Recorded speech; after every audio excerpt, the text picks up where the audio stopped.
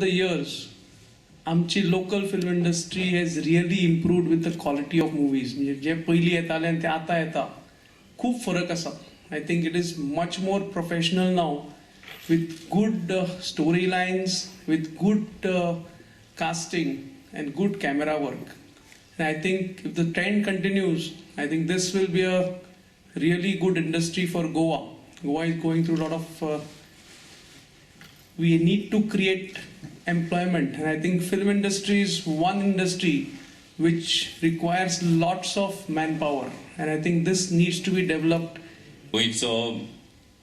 आमची गोंयची वळख जी आसा एक कल्चरल डेस्टिनेशन म्हणून किंवा गोंयची वळख जी आसा संस्कृतीच्या संबंधान ती आमी पळयता की हळू करून आयज पिक्चराच्या माध्यमांतल्यान सुद्दां गोंयची वळख जगभरा भितर जावपाक लागिल्ली आसा.